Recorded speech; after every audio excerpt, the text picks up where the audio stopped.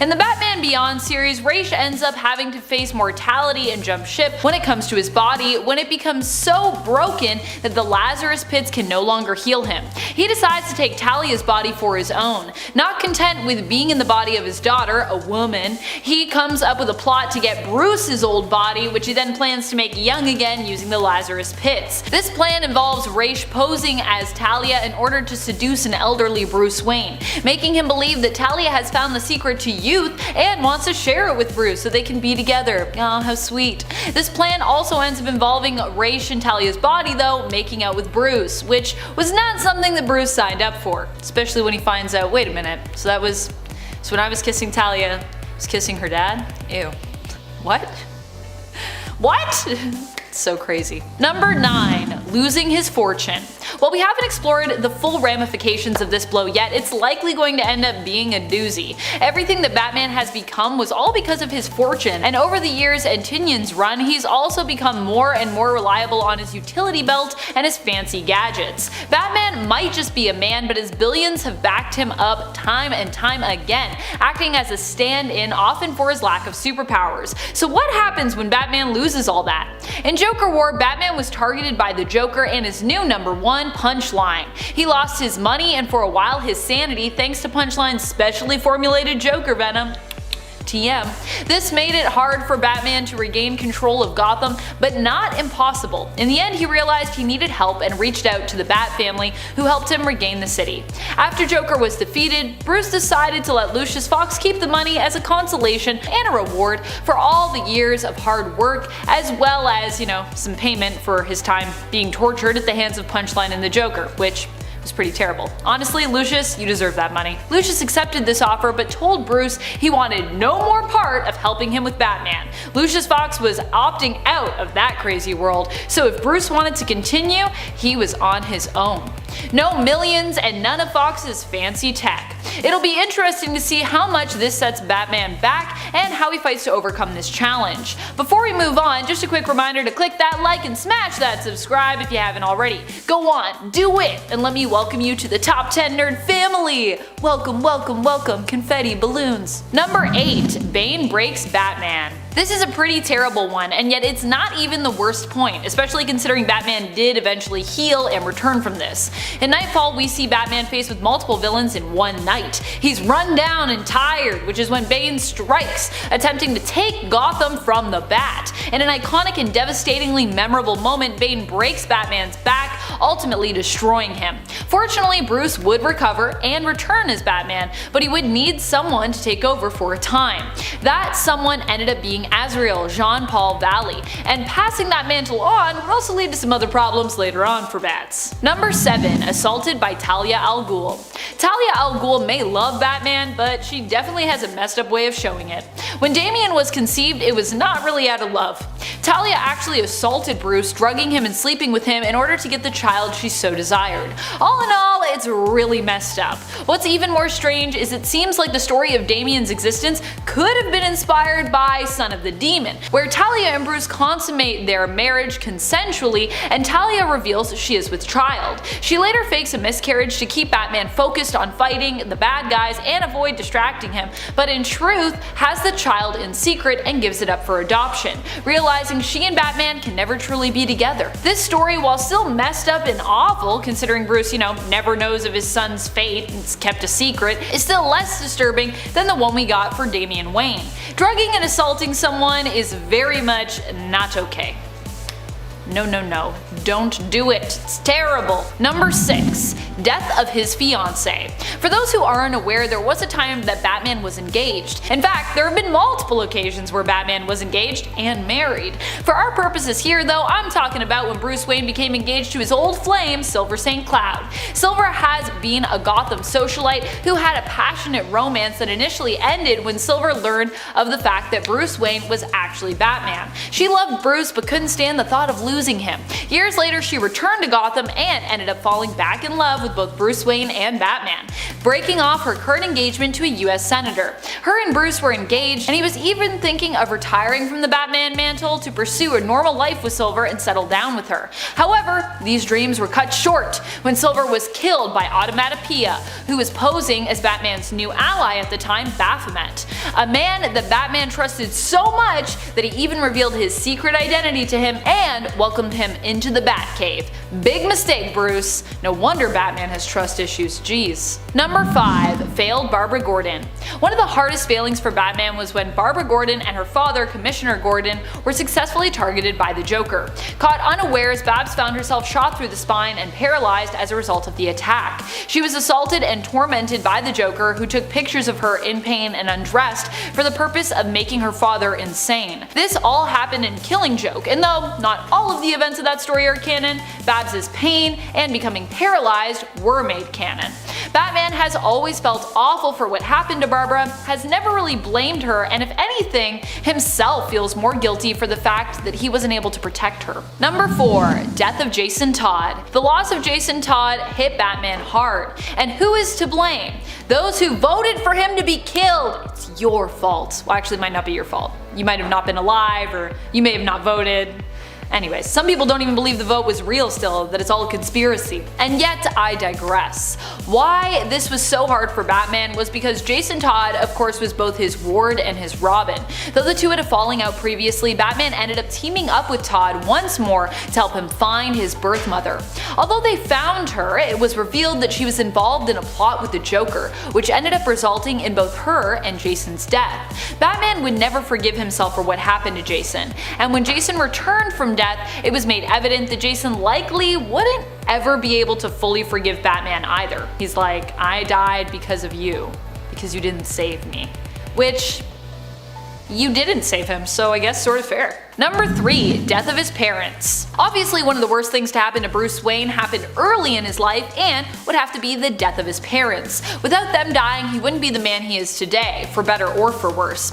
It's actually an interesting thing to imagine a world where Bruce gets to keep his parents and grows up normally. Would he still grow up normally?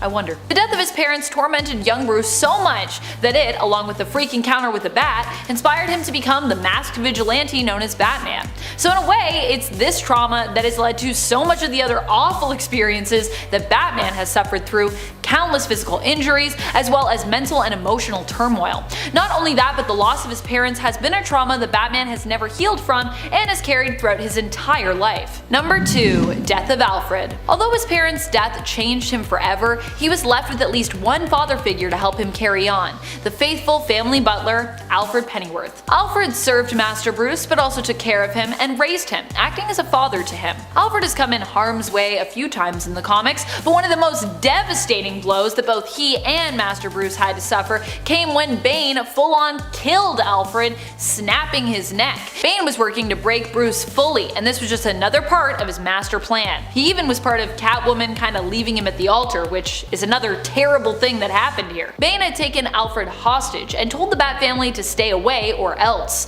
Damian, however, didn't listen, believing he could take Bane down himself. When Damian failed, Bane killed Alfred, and in so doing, broke Bruce's heart. Number 1. Tortured and killed on repeat. When Joker received 99.9% of Mr. Mixia's Pitilix power, he used it to wreak all kinds of havoc. One of the things he used these new epic reality warping powers for was to torment Batman forever on repeat. Daily, Emperor Joker would torture and kill Batman, although in the end Batman was the key to Joker's defeat, being Joker's one true weakness, since his identity was so closely tied to Batman's. However, Batman was left so traumatized by these events that he became a broken man, a shadow of his former self, unable to operate as a hero. Superman actually had to steal the memories of this experience away in order to return Batman to himself once more so he could resume being a hero and just, not being a complete mess. Number 10. Mind wiped. While in current continuity this might not make as much sense given many people believe that Emma is in fact more powerful than Charles, and I've actually seen her kick his butt before,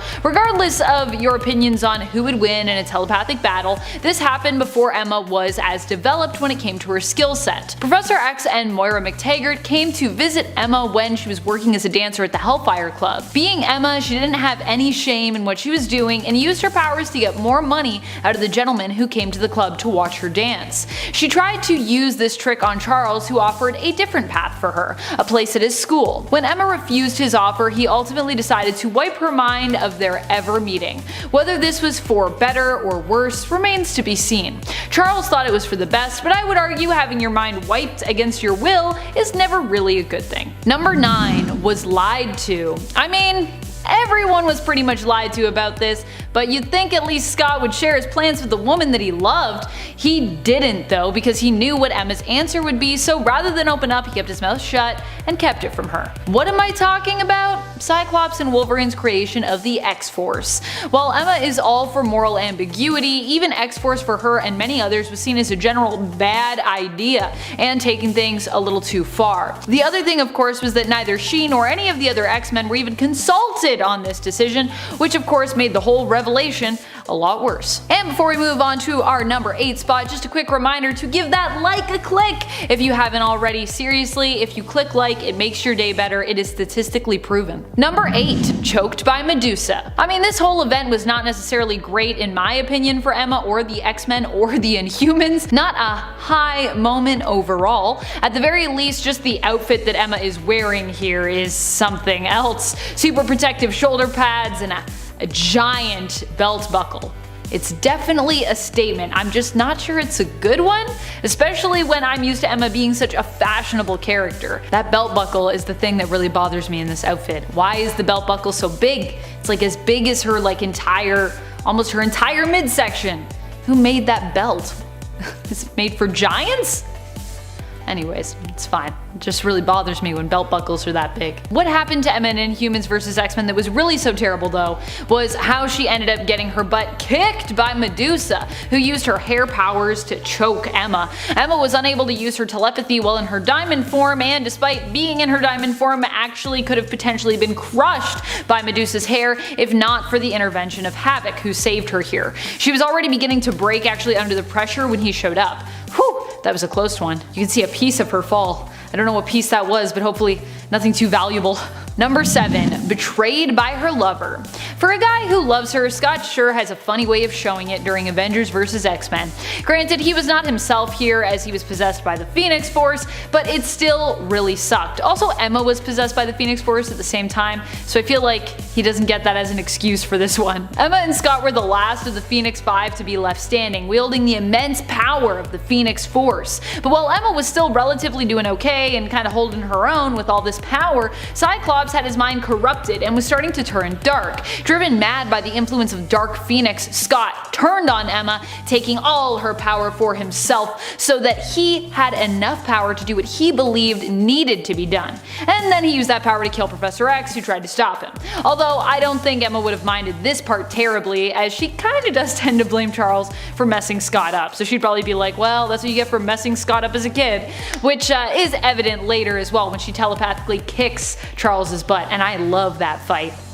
X-Men Legacy, so good! Number 6, assassinated. This was revealed to have happened at the very end of issue 139 of New X-Men. Emma was shot while in her diamond form with a diamond bullet strong enough to basically shatter her. The horrifying thing was that while not physically alive, her consciousness actually still resided and was essentially trapped within her shards. After an investigation and Emma being returned to life by the efforts of Beast and Jean Grey, it was revealed that Esme, one of Emma's cuckoos, was the one who was to blame. Esme, being one of Emma's students, made this a painful revelation, but it also likely would have been horrifying to be reduced to just bits of consciousness trapped in shards and then be reassembled by Jean's Phoenix Force fire. This whole thing sounds pretty terrible to me. Number 5, Jean Grey broke her. When it comes to the rivalry between Emma and Jean, it's something that has always been there. Even now in Krakoa, when everyone is evolving and moving forward, there is still that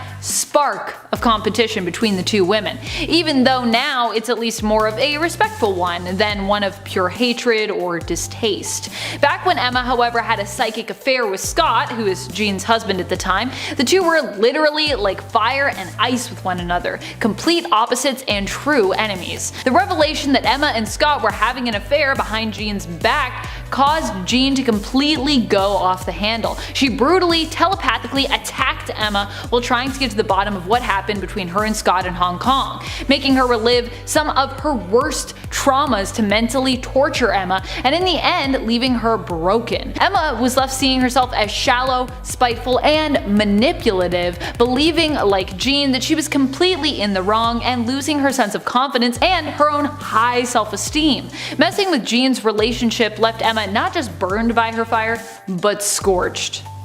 In other words, you don't want to mess with Jean Grey. Don't do it. Number 4. Mr. Kendall. Let's talk about the whole teacher-student thing that went on with Emma Frost and Ian Kendall, Emma's teacher. This whole thing is just pretty awful, and also Ian was irresponsible and in the end also terribly judgmental of Emma and broke her heart, which honestly doesn't even make this whole situation much worse because it was already just so awful to begin with. Ugh. As though Emma didn't already have enough on her plate being a villain turned hero in the comics, writers felt that they needed to make Emma even more complex in her own series, Emma Frost, from the early 2000s. So Emma developed a weird romantic relationship with her teacher. She appeared to be the instigator here, but this also seems to be used as a way to kind of like give Mr. Kendall a scapegoat in the end. Like he's like, oh, I didn't want to be attracted to her, but I couldn't help myself. And he's like, you know, I really don't want this, but Emma really wants this. And I'm like, oh my goodness, what's happening here? Emma was like no student, no woman he'd ever known. That's actually something that is said in the series. Oh my goodness. The romance initially was stopped by Emma's father, Winston, when Emma was in high school, but would later resume when Emma ran into Ian again when she was attending university and was no longer his student. In the end, he rejected her not because their whole relationship was wrong, but because she was a filthy and in his mind dishonest mutant. So that's how that ended. I feel like it should have ended like, actually this is wrong, the end.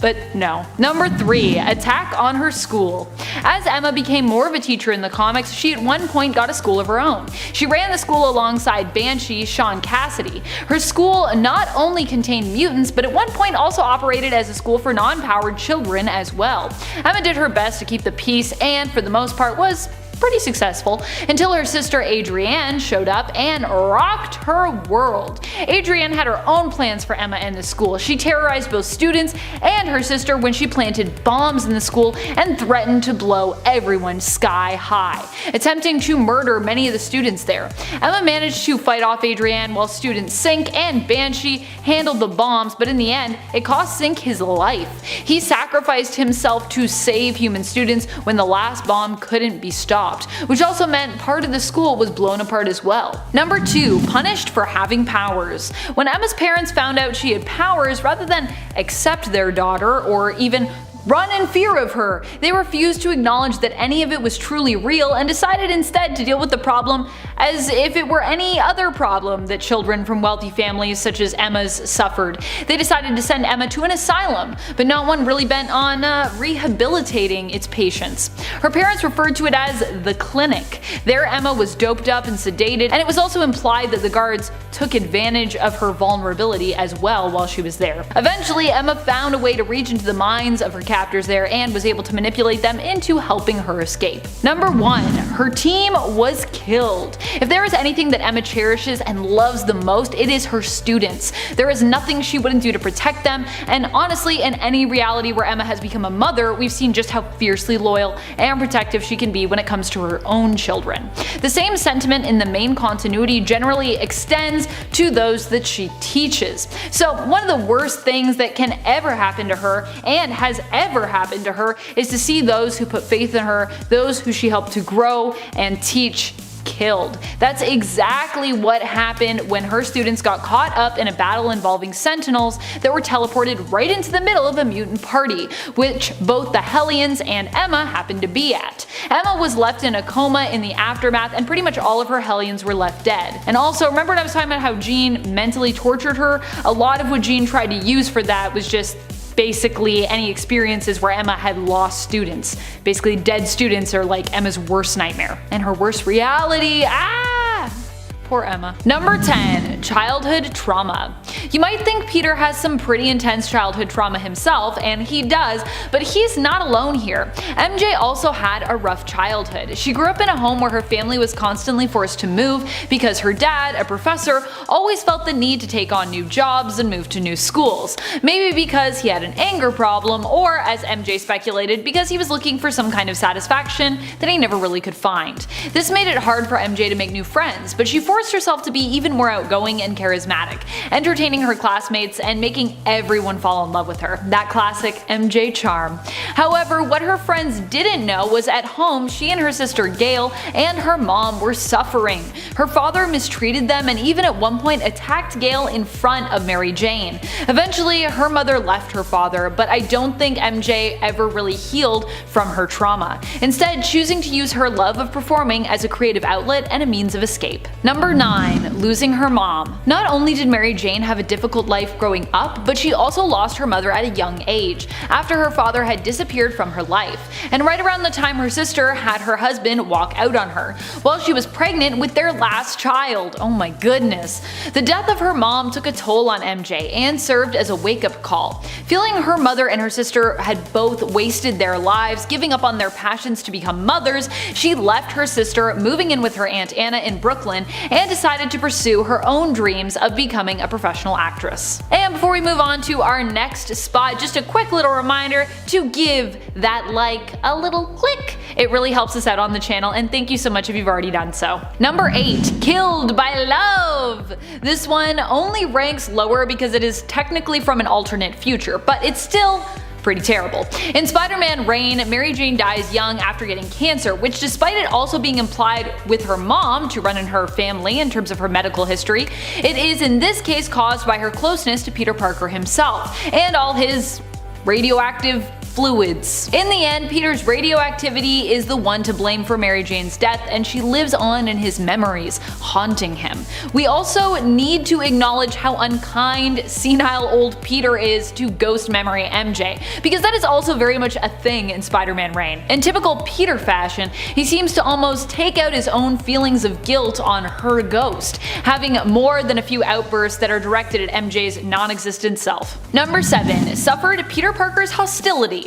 There are multiple times that Mary Jane has suffered being emotionally mistreated by Peter, but this moment in retrospect for me is one of the worst. Just after Gwen died, Peter was caught tearfully mourning her by MJ, who had been waiting in Harry and Pete's apartment. She was in a lot of pain at the time, having just heard of Gwen's death and mourning her basically best friend, Gwen, herself. Peter, however, did not want to hear it and insisted his pain was actually greater than hers, and that she couldn't possibly understand how hurt he was.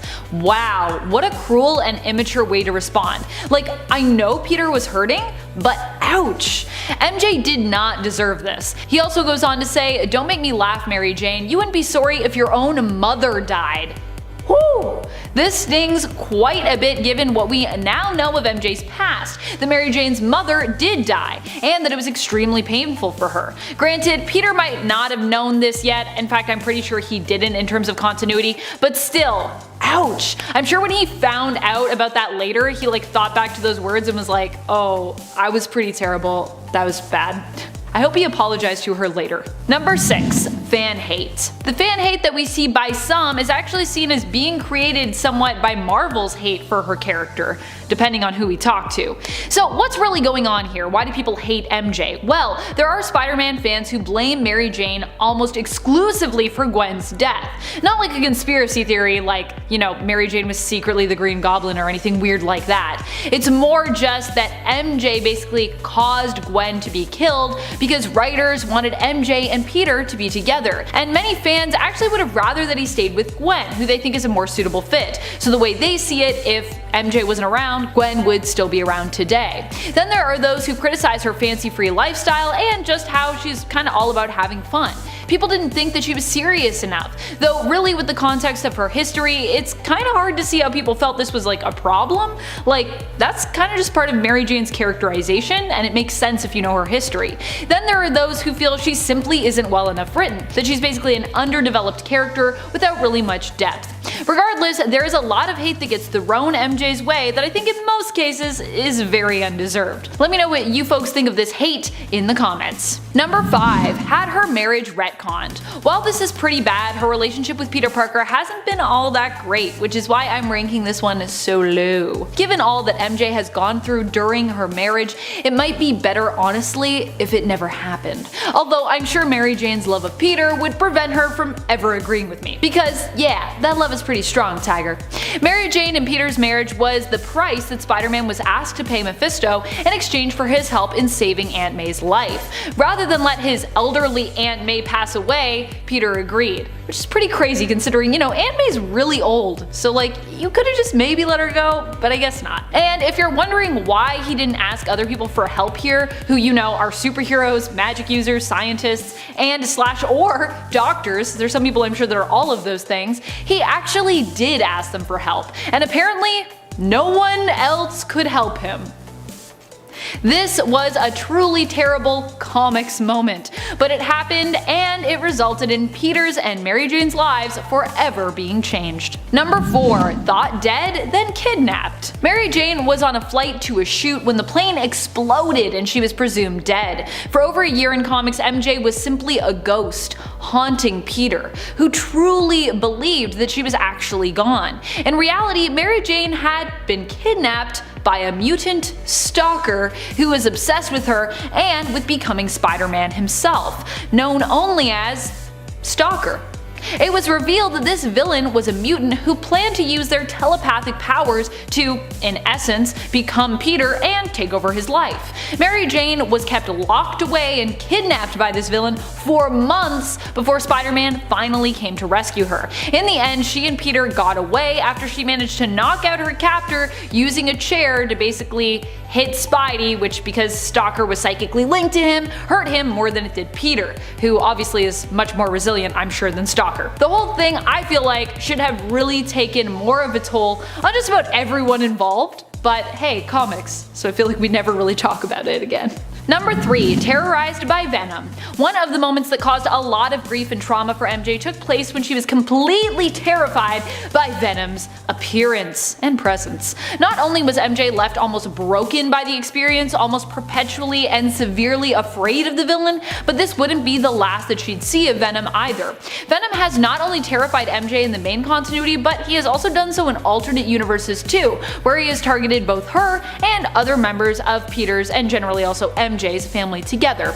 Due to her intensely negative relationship with the symbiote, fans even were initially triggered at the sight of the black suit when we were given a variant cover featuring MJ bonded with the symbiote in place of Eddie Brock. This was intended to celebrate MJ, but it definitely stirred up some mixed feelings for many of her fans. Although it is a cool variant, it does look cool, I will say. Number 2. Assassination attempts. We all talk about when Peter hit Mary Jane in the midst of a fight between him and Ben, but few people seem to recall that Peter also tried to kill Mary Jane during the events of the Clone Saga. So it wasn't necessarily his fault here, as he was programmed, brainwashed into doing so by the Jackal, but it still makes for a horrific experience for Mary Jane either way, who at the time was also pregnant with their child. Terrified, she was forced to flee from Peter, running for her life and seeking help from anyone she could find, any of Spider-Man's hopefully superpowered allies. Basically, the Clone Saga was just a really hard time for MJ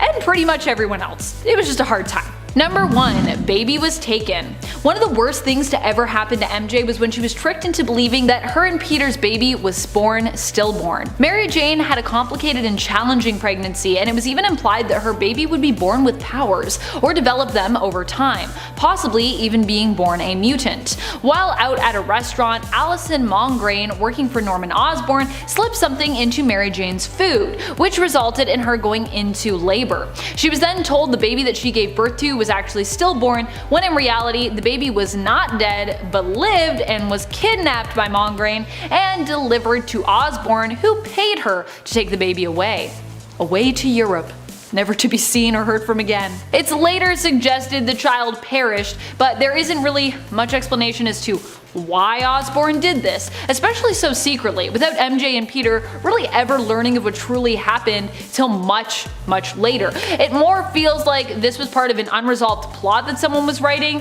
and the writers just really didn't want the young couple to start a family, so they were like, I guess we'll just leave this, and their baby's gone. The end. Number 10. One less eye. That's right, kicking off the list at number 10, we have a Spider-Man moment that gives me goosebumps every time I see it. We start now with Spider-Man, The Other, Evolve or Die, where we see Spider-Man get his eye ripped out. Yeah, Morlun put Spider-Man through quite the battle, but ultimately it ended with his eye being a midnight snack. Spider-Man even compared being hit by Morlun to being hit by the Incredible Hulk, saying how he's never been hit so hard in his life.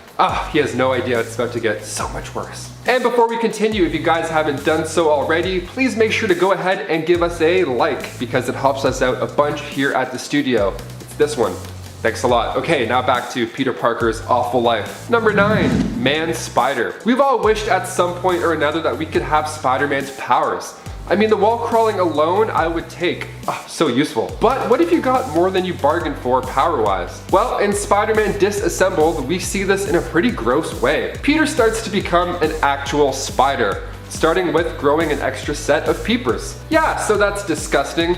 But wait, there's more. He ends up becoming an actual spider. Yeah, so after being injected with this goop from the Spider Queen, not only does he grow some extra eyes, but he also gives birth to another Peter Parker.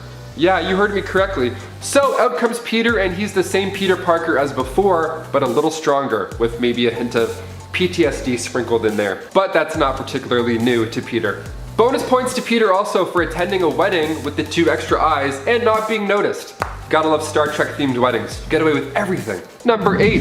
Venom. Making its debut in Amazing Spider-Man 299, next up on the list we have the introduction of Venom. Venom is a symbiote from the Clintar race, and after making its way to Earth, it eventually wound up in the hands of course, Spider-Man. So this dark symbiote started to make Spider-Man's life better. I mean, he got a cool haircut, started standing up for himself, and the suit made him stronger. It just felt better. But this didn't last too long because the symbiote found its ideal host shortly after Peter ripped it off, and that being Edward Brock. Eddie had visited Our Lady of Saints Church to beg God for forgiveness before ending his own life. And then this alien symbiote bonded with him mentally and physically. Like I said, at this time Peter was there trying to get rid of the symbiote because it was doing more bad than good in his life. Now because it had originally bonded with Spider-Man, he basically is another Spider-Man, kind of. He gets the same powers Spidey used and also some of the same memories. It's actually why Eddie Brock knows Peter Parker is Spider-Man. Fun little fact. This ended up creating one of Spider-Man's best villains, and we get to see Tom Hardy reprise the role of Venom in the not so near future. Number 7. Tony Stark's death. With rumors swirling around about the next Spider-Man movie being one within the multiverse, it's only fair to go back and look at some of the sad themes of Spider-Man Far From Home, with of course being the death of Tony Stark. So right off the bat, we see Peter struggling with the weight of the world, having everybody look at him as the new leading Avenger. With most of our other Avengers off-world, Spider-Man facing Mysterio couldn't have been more grueling. This poor kid even gets slammed by a train at one point. It's easy to say this is a time where Peter could for sure go without. Reconnecting with lost friends, dealing with much older classmates like bad boy Brad, who doesn't make the first year back in school easy for Peter at all. That plus Tony Stark's inventory just being handed off to him, that's a lot of responsibility. The kid's going through a lot of pressure and puberty too. I mean, probably. What a combo. And number 6, the affair. Gwen and Norman's affair, to be specific. This is an absolute nightmare of an issue, so of course we're throwing it in here. We go now to Sins Past, which was this 5-part story that revealed that Gwen Stacy had actually had an affair with Norman Osborn. And they had kids named Gabriel and Sarah. So he meets them in a pretty wild way. We're introduced to these 2 twin characters, these new mysterious characters, and one of them really resembles Gwen Stacy, like by a lot. So Spider-Man 509, this begins, and it starts with a letter from a dead Gwen Stacy. So Peter starts to analyze the situation and the letter, and eventually finds out the secret that even Mary Jane knew about. So 7 months before Gwen's death, she gave birth to these twins with Norman. but because of Norman's blood, they aged a lot faster. And this wasn't taken too well by comic book fans, as this was written out pretty fast. Still an awful time for Peter, I'd say. I mean, even Mary Jane knew about it the whole time. So many secrets, so little time. Number 5, Doc Swap. This is a body swapping story that might make you pretty uncomfortable. So we go now to the Amazing Spider-Man 700, where we find a dying Dr. Otto Octavius. So Octavius switches bodies with Spider-Man, so that Spider-Man would die in his body and then he would live on inside the body of a superhero and do some good. Not a bad plan. Now the best part of this is that Peter was still inside, a little bit. He was able to remain inside the body and could only communicate with the new webhead, Otto Octavius. It's like your subconscious just talking to you the whole time. It was pretty neat to see this version of Spider-Man as well. And after a few minutes with the new, younger, healthier body, donned himself the new name, the Superior Spider-Man. And number 4, parents are back?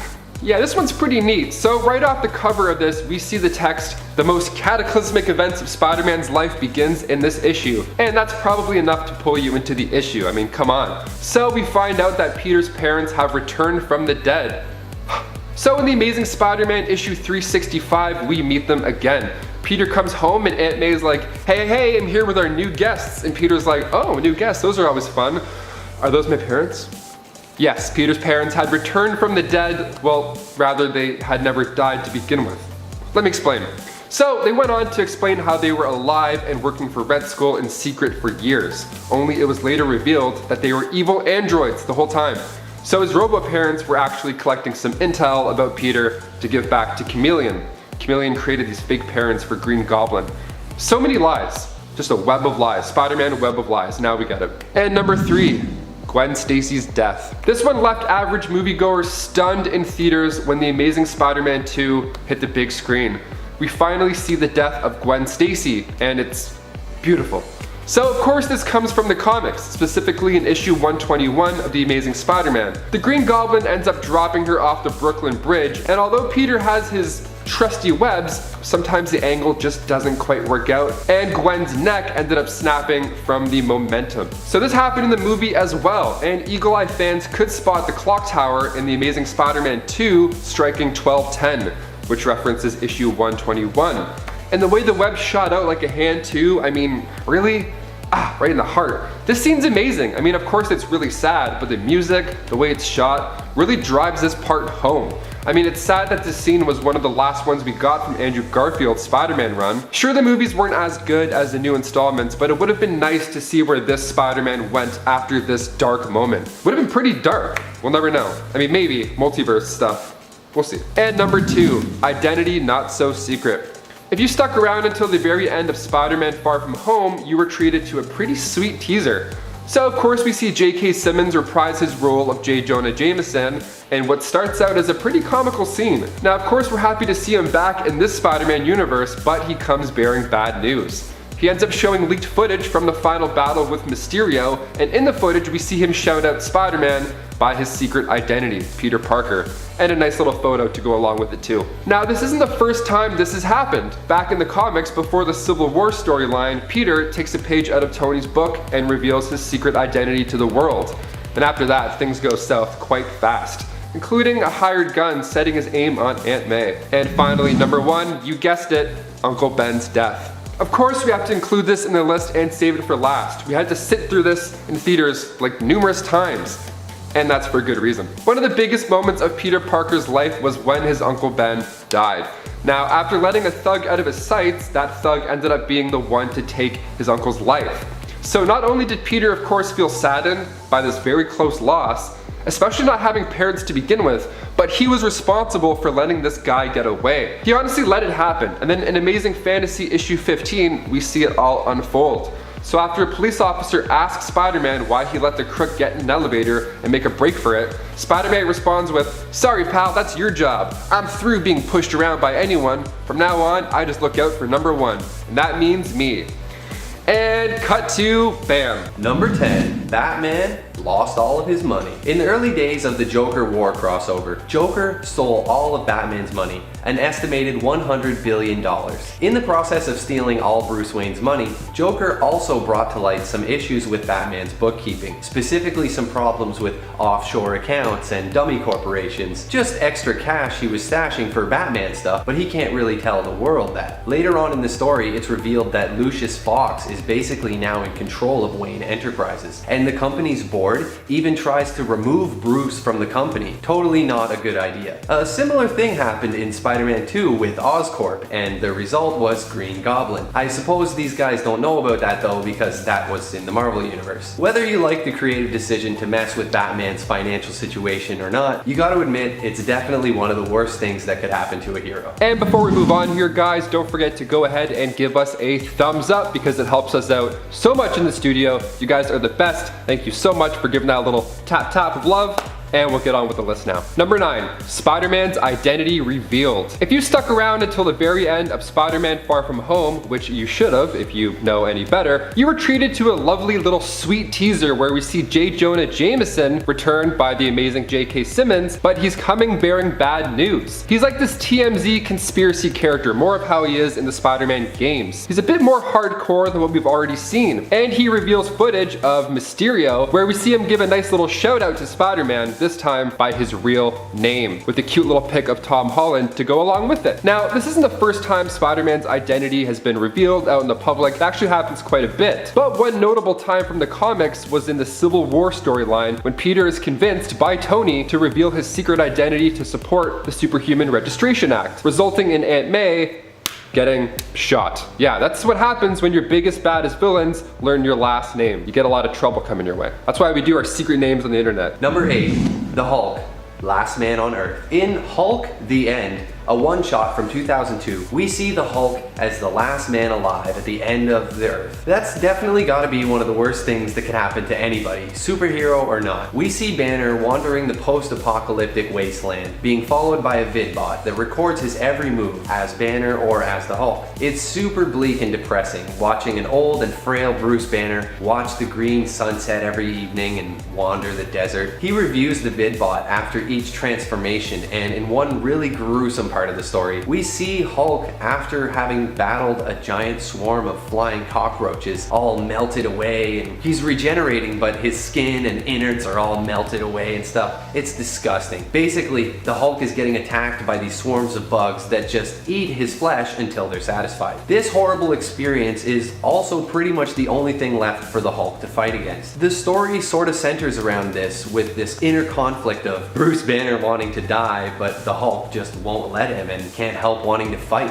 It's really tragic and totally conflicted. Like, man, who would want to be the last man on Earth? Number 7, Barbara Gordon. The Killing Joke, written by Alan Moore, released in 1988, was and still is a fan favorite when it comes to graphic novels. It touches on the background of the Joker while he straight up torments the Gordon family all at the same time. It's a great story. And one of the biggest moments is, of course, when Barbara Gordon opens the door expecting to see her friend Colleen, when in fact it is a gun-wielding Joker that greets her instead. It's super dark. I mean, she's bound to a wheelchair after this, not to mention the trauma that goes along with it. I can't even imagine. Things started to at least look up for Barbara as she went on to become Oracle, the genius super hacker that kept an eye on Gotham and helped out all the supers, and even at one point became the leader of the Birds of Prey. Ah, we love a comeback story. Number 6, Wolverine, torn in half by the Hulk. This one comes from Wolverine vs. Hulk, and it's pretty brutal. In this story, Wolverine is sent off to Tibet to assassinate the Hulk. The only problem being it's the Hulk we're talking about. When the battle between these two rageaholics gets super intense, Hulk picks Wolverine up and literally rips him in two, tossing his lower half up the mountain and leaving Wolverine's torso bleeding in the snow. Being the world's greatest tracker, Wolverine could smell his legs a few miles up the mountain, and he sets off on a long climb to retrieve his lost limbs. What's worse is this series was promptly struck with a delay that lasted forever, leaving poor old Wolverine legless for basically 3 years while we all waited for the next issue to come out. Number 5, Batman's broken back. One of the biggest moments in The Dark Knight Rises comes from the pages of Batman issue 497, released back in 1993. So this was when we first met Bane in the comics, okay? Right during the Nightfall story arc. And he had just released every villain from Arkham Asylum, causing chaos to erupt in the streets of Gotham City. So poor Batman had to round up these super maniacs and throw them back in the slammer, but of course that's a pretty tiring job. So Bane expected this. In fact, he actually counted on it in order to strike the Dark Knight. See, Bane had found out Batman's identity and went over to his Batcave himself to settle the score. What a surprise. All these surprise door opens with paralyzing effects. Here we go. So the entire issue is basically Bane throwing Batman around, just one hit after another. It's brutal. And then finally, Bane grabbed Batman, explains out loud to Bruce how he could kill him, but then death would only end his agony and silence his shame. So instead, he simply breaks his entire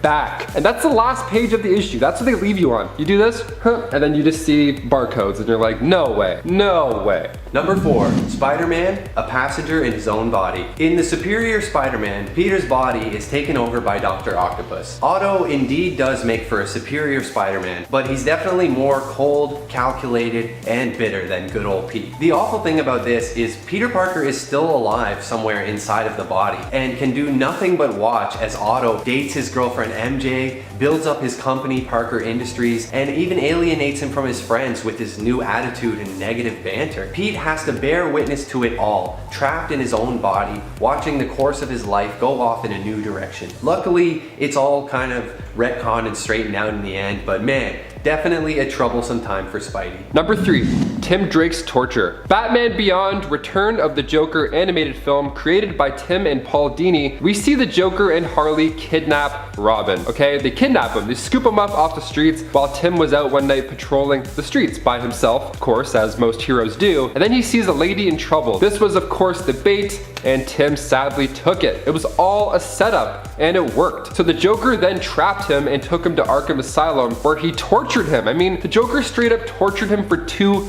weeks. Yeah, this wasn't like an overnight thing. He didn't take a couple of fingers off. It's not like Ozark. This was 2 weeks of mental torture. He was brainwashed until eventually he gave up all these secrets about Batman. And then he eventually became this evil mini version of the Joker in the process, with the help of brainwashing and a microchip that carries the Joker's memories and consciousness with it. And as we see from other cases, brainwashing isn't a one and done event. Like Bucky Barnes, for example, he struggles with it constantly, like his life is over. But luckily Terry McGinnis ended up freeing Tim Drake, and then Tim went back to normal. But ooh, that therapy bill is gonna be hot. That's gonna be around for a while. Number 2, Cyclops suffocates in a cube. When we first started this list, this scene was the first thing that I thought of. In Marvel's original Infinity Gauntlet storyline, after Thanos' universe-altering snap, the remaining Avengers head off into space to do battle against him. One of them is Cyclops, and in the scenes that follow, we see Thanos conjure an unbreakable cube around Cyclops' head, right when he is using an optic blast. Helpless, he falls to the ground, suffocating, as the heroes all around also fall to Thanos' incredible power. It's not only a devastating defeat, but almost an embarrassing and humiliating loss for the leader of the X-Men. A lot of heroes go down pretty fast up against Thanos, but it's the slow nature of Cyclops' death, just suffering in the background of the next few panels, that really drives this one home. Definitely one of the worst things to happen to a superhero. And finally, number 1, you probably guessed it, Spider-Man gets his eye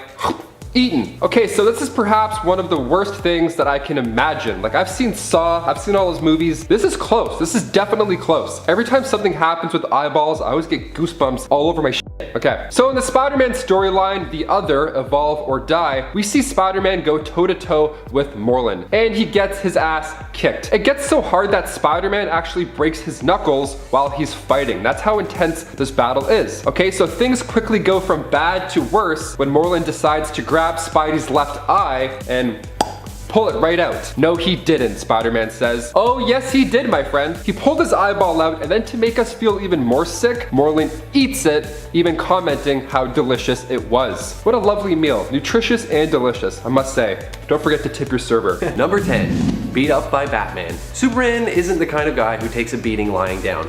So to lose to a guy without superpowers must have been pretty embarrassing for him. In the 1986 miniseries The Dark Knight Returns, this is exactly what happens. After Superman becomes weakened due to a nuclear explosion, Batman uses a mechanical exoframe to get an edge in hand-to-hand combat. An elderly Green Arrow shoots Superman with kryptonite, greatly weakening him, and Batman just pounces. Batman later reveals that he spared Superman by not using more kryptonite and threatens Superman to stay out of his way, telling Superman to always remember that he beat him. If that wasn't enough, Batman also dies from a heart attack after. Later we reveal that it was staged, but still, this must have been a roller coaster ride for comic book fans when it first appeared. Before I reveal number 9, take a second to hit that like button and join the notification squad so you don't miss any more top 10 nerd videos. Now back to Superman's suffering. Number 9.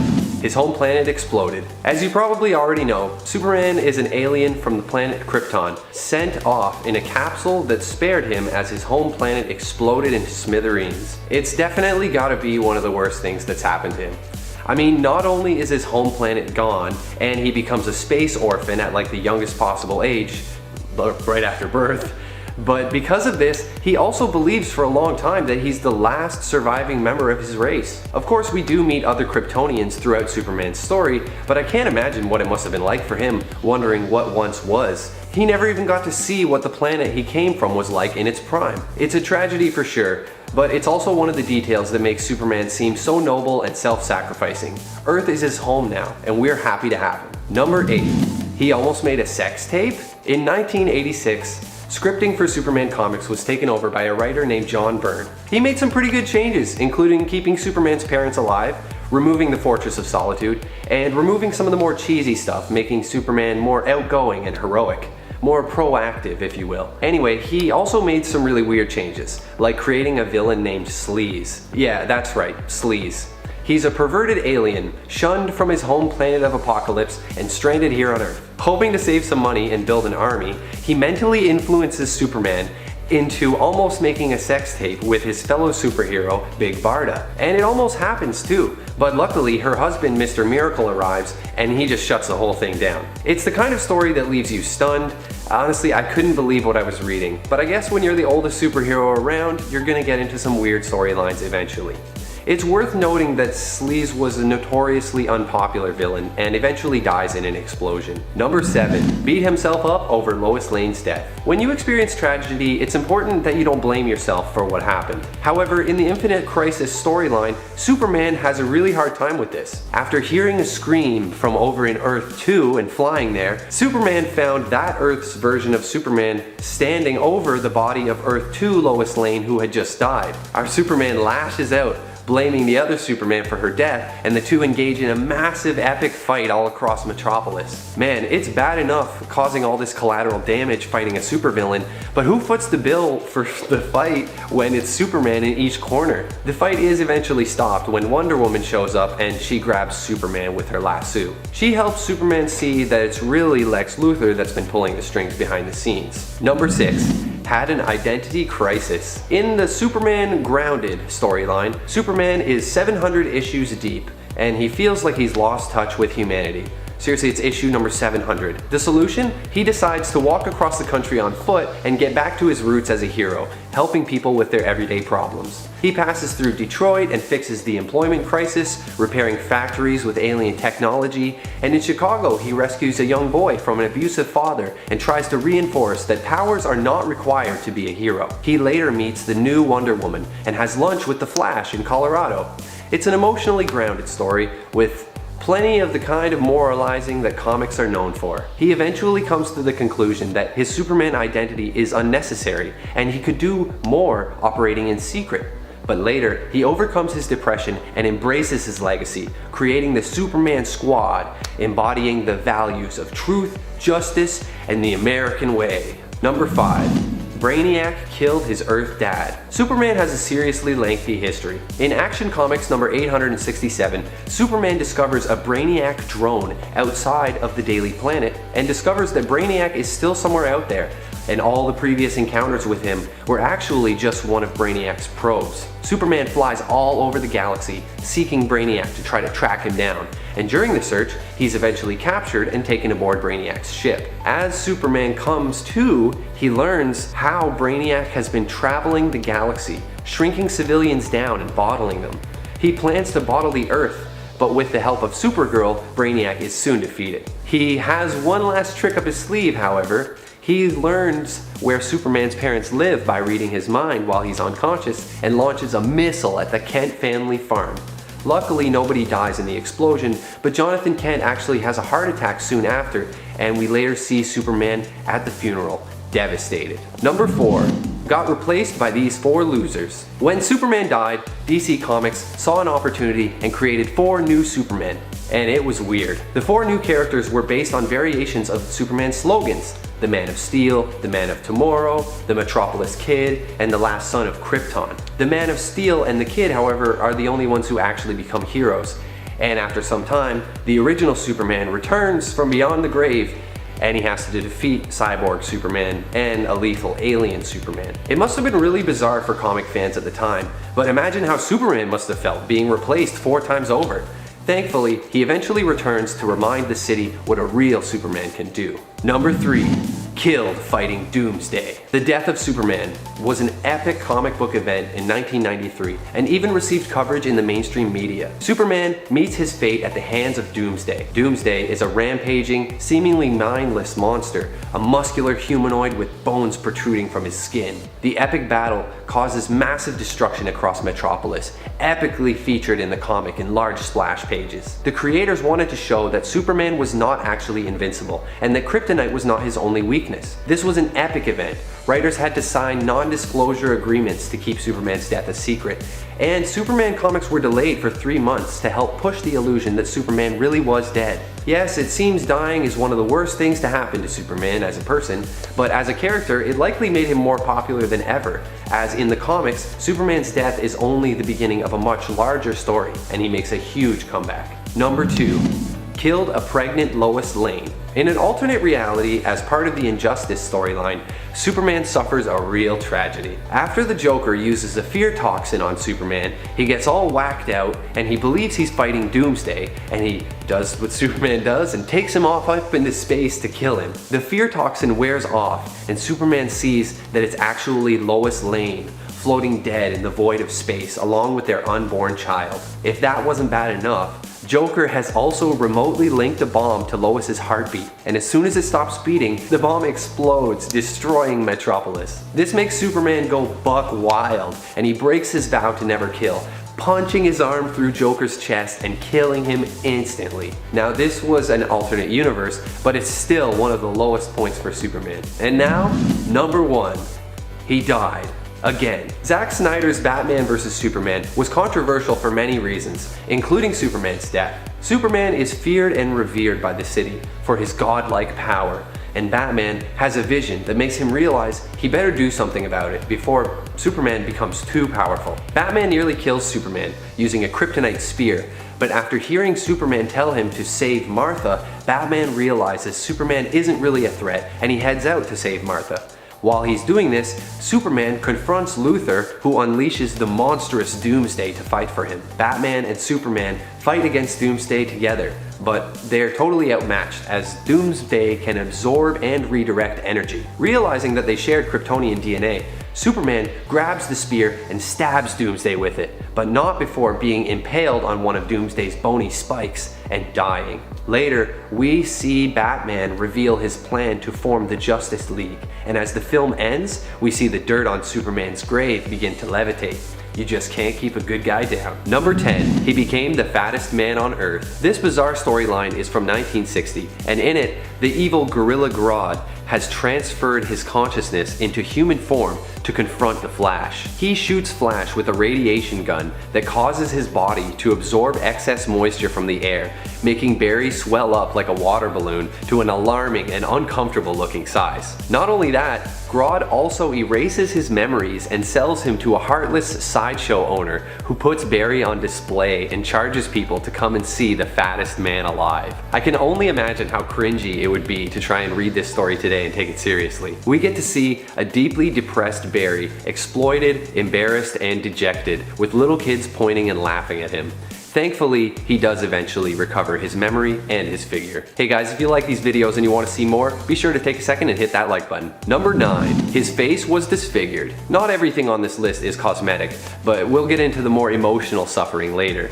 For now, let's talk about the time Big Sir punched the Flash's lights out. Big Sir is one of the Flash's lesser known villains, but he has some super strength and lands a clean, super powered blow right in Barry's face, and the signature speedster passes out in the bushes at the park. 2 kids happen across his body and recoil in horror when they take a peek under his mask. His face is so smashed up it's barely even recognizable. His teeth are chipped, his eyes swollen shut, it's brutal. Seriously hurt, he heads to Gorilla City and gets patched up by his friend Solivar, leader of the super intelligent gorilla race. They heal him up and rebuild his face differently to help keep his identity secret. Luckily, they go with the usual 2 eyes, 1 nose, regular looking face. In the future, advanced surgery helps Flash eventually return to the face that we know and love. Number 8. Almost burned to death. In the Flashpoint universe, Barry doesn't have his superpowers, so he works together with Thomas Wayne, that reality's version of Batman, to come up with a scheme to try to get his powers back, so that he can run back in time and fix the timeline. So the plan is simple: recreate the events that originally gave him his powers, by covering himself in chemicals and then getting struck by lightning. Thomas, for good reason, has a lot of concerns, but Barry races ahead with the plan, and it doesn't go well. He is struck by lightning, but instead of receiving powers, he almost roasts to death, getting 3rd-degree burns all over his body. Thomas bandages up what's left of Barry's skin while he screams in agony, and we see Barry lying on a gurney, soaked in blood and covered head to toe in bandages. It is a bit of a gruesome scene and definitely inspires some sympathy for the Flash. Number 7. Captured and tortured. In Crisis on Infinite Earths, a lot of things got really cranked up. Many heroes were pushed to their limits, and good old Barry is no exception. The Flash gets captured by the Anti-Monitor, and then mentally tortured by the evil Psycho Pirate, who has the ability to manipulate emotions. Barry endures this for weeks, with Psycho Pirate forcing him to relive his worst memories and emotions over and over again. We see poor Barry cowering in the dark, terrified for his life, forced to watch as his fellow Justice League member Red Tornado is killed right before his eyes. When he finally breaks free, he's been through so much emotional turmoil, he goes buck wild with rage and beats on Psycho Pirate until he begs for mercy. Definitely a low point for the Flash. Number 6. His wife Iris West was killed by Zoom. Since the first appearance of Barry Allen in 1956, he's been paired up with Iris West, another DC power couple like Lois and Clark. They've been married and had all kinds of relationship drama. While she's attending a costume party dressed as Batgirl, Zoom waits for her in the kitchen, and when she comes to get a drink, he kills her. Using his speed powers to vibrate his hand at turbo speed, he passes his hand through her skull and does fatal damage to the molecules inside her brain. This causes instantaneous death, and the tragedy of it all is devastating for Barry. Later in the story, his true love is brought back to him through some time travel stuff and reincarnation, but it's still a seriously heart-wrenching moment for the Flash. Number 5. He killed a man. After the death of his first wife, Barry eventually met and fell in love with Fiona Webb, and the two dated on and off. She worked for a senator named Creed Phillips on his election campaign. When Creed is revealed to secretly be the villain Eradicator and later dies, Fiona and Barry realize through the whole ordeal that they really do love each other and decide that they're going to get married. On the day of the wedding, the Reverse Flash, Professor Zoom, shows up again and attacks Barry. The two race across the city fighting each other, but when Zoom switches his focus to Barry's fiancée, Flash goes into a rage and he runs up and grabs him by the neck from behind. Unfortunately, the sheer force of this alone snaps the villain's neck and kills him, and Barry is racked with guilt over having killed someone. The city even has him stand trial, and his longtime friend Wally testifies against him, saying Flash should have done more to stop Zoom without killing him. It's a real low point for Barry, and he's forced to flee to another time period. Number 4.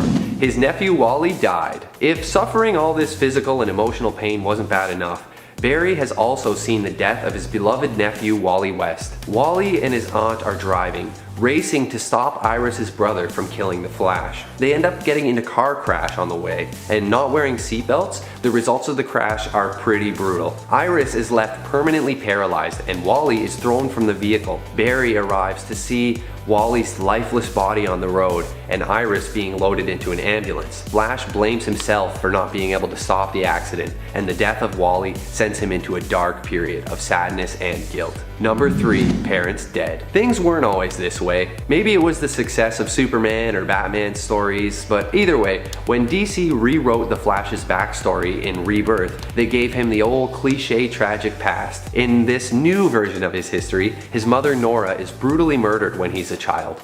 Not only that, his father is wrongfully sent to prison for the crime.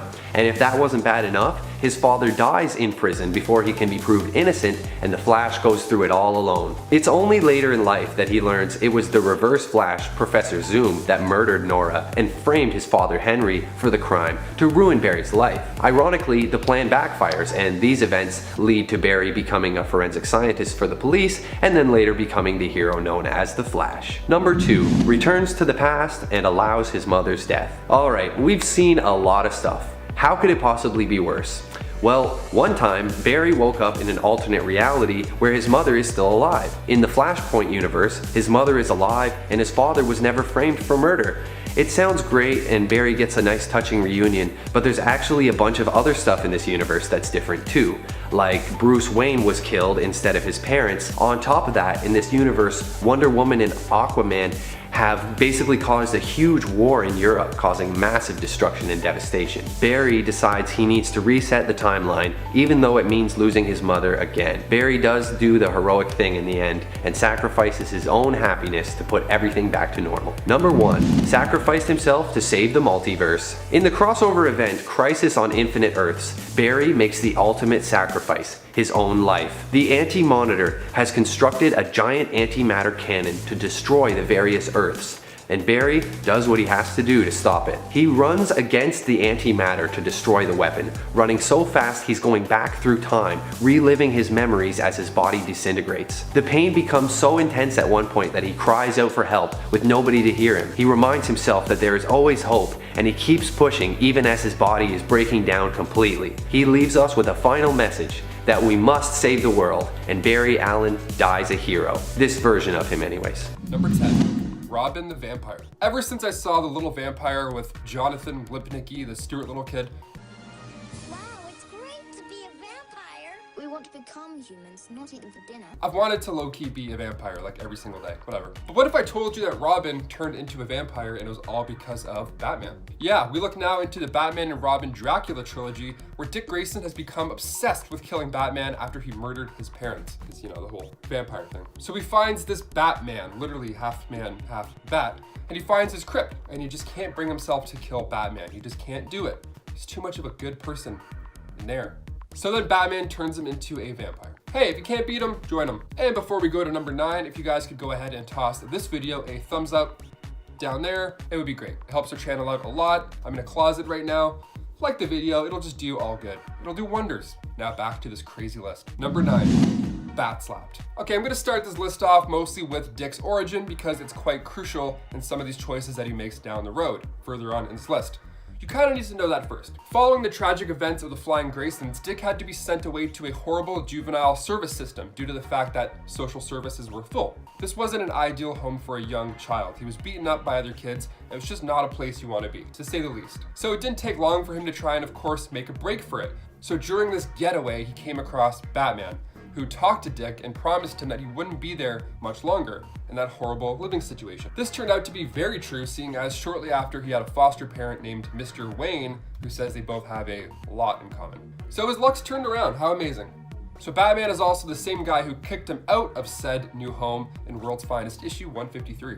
The Bat Slap, here we go. As if getting slapped by Batman wasn't bad enough, Bruce actually wiped Dick's memory and then sent him back to an orphanage. All because Dick thought Batman was in the wrong for trying to kill Superman.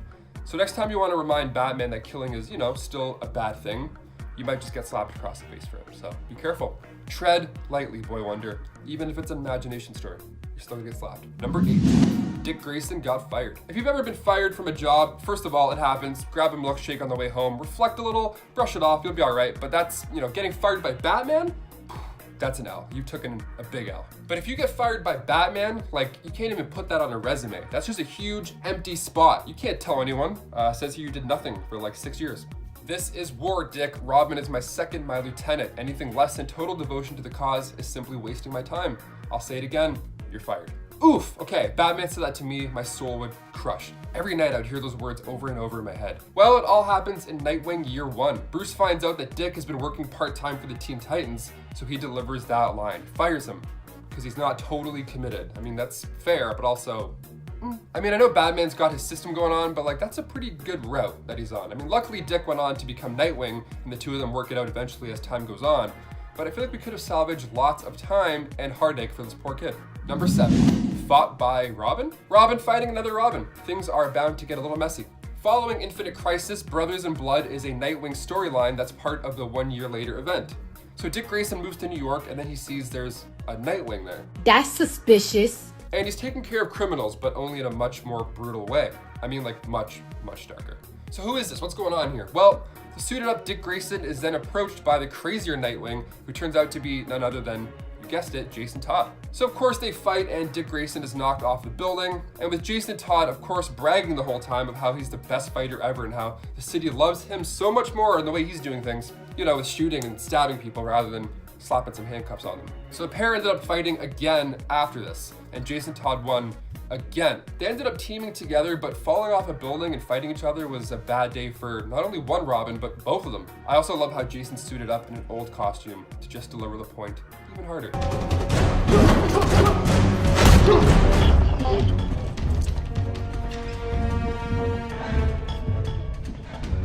Give it up, bro. Number 6, shot in the head. This one came out of nowhere, okay? So what started as a fun training exercise quickly turned into a very bad situation with Nightwing. So Batman issue 55, we see Nightwing and Batman patrolling Gotham City as usual. Nightwing playfully challenges Batman to a contest, you know, spice up the patrol a little bit, keep it fresh. And at first Batman isn't really on board, but eventually he's like, all right, let's do this, young blood. The game is, whoever shoots their grapple first as they're falling loses. So you gotta see who can get closest to the ground. How low can you go? Gotham edition. So they make the dive and Nightwing technically wins. I mean, because Batman breaks early to attend to the bat symbol. Rules are rules. I mean, he still did win. That's a win. But the fun and games end quite early. So at the same time, Nightwing and Batman were talking to Jim Gordon. At this point, KG Beast was taking aim at Nightwing's head. And then just like that, the bullet grazes off Dick's head. And I don't mean graze like, oh, I think I got shot. I mean graze like it just didn't go through his head. That's the only difference. It got him good. So good that he wasn't the same afterwards. Fun grapple games and then minutes later, serious brain trauma. Sounds like a sidekick classic in the world of the Bat. Number 5, Tim Drake's torture. I'll begin with how I peeled back the layers of the boy's mind. Those are the very scary words of the Joker, and he says it in Batman Beyond: Return of the Joker animated film, created by Tim Gunn and Paul Dini. So we see the Joker and Harley kidnap Robin. Tim Drake was out one night patrolling the streets by himself, just doing what he does best, getting it done. Then, all of a sudden, he has to save a lady from 2 thugs. No problem. That's a cakewalk, or a walk in the park, or a walk in the cake, whatever you like to say. Turns out this was all a setup, and it worked perfectly. The Joker trapped him and then took him to Arkham Asylum, where he used shock therapy and serums, literally anything he could to break him. He tortured him for like 2 weeks straight. That's a long time. I've been working in his closet for 2 weeks. That's a very long time. I have a very good concept of how long time is in his closet. He was brainwashed until he eventually gave up all these secrets about Batman, but it gets even worse. Yeah, that's right. Joker ended up turning him into a mini Joker and gave him the appropriate name of JJ, Joker Jr.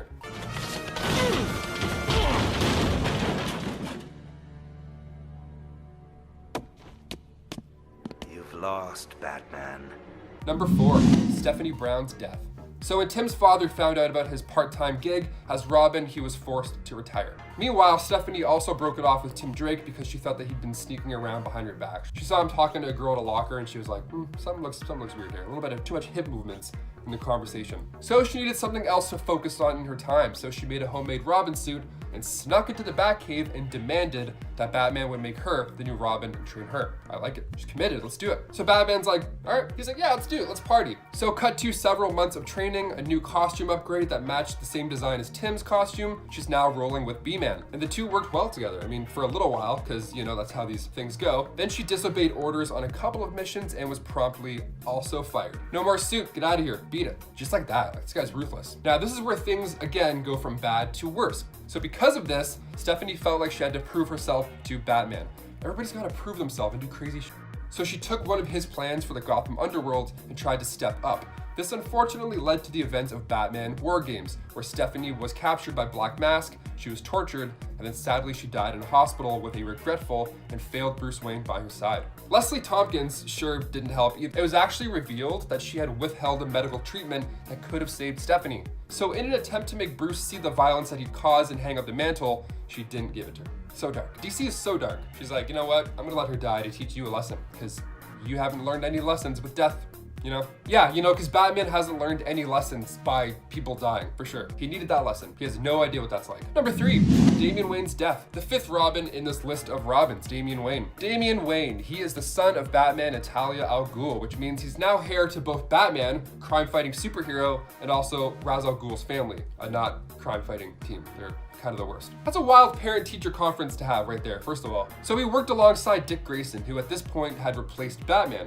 And he was perfect, like genetically speaking. His origin was unknown to Batman at this point. He was grown in this artificial womb, made to be a warrior by Talia in the League of Assassins. So he was already a well-established fighter when he was just a preteen. Wild. Talia had him spy on Bruce at first, and she actually left him with Bruce. Like, hey, you know, just trying to throw off his game. Like, hey, here's a kid, good luck. All the while, a cloned and older version of the Boy Wonder was made to cause chaos. Chaos that ended up impaling Damian and killing him instantly. But he put up an unreal fight. I mean, kicking the arrow through his back and then out of his chest, and then calling him a coward. Like, what a way to go out. Number 2, Jason Todd's death. So different than Dick Grayson, Jason Todd did the things the harder way. Like I just mentioned a couple times on this list, he had a pretty rough go, but nothing can be worse than the day of his death in A Death in the Family, written by Jim Starlin back in 1988. So we got to see the death of the second Robin, Jason Todd.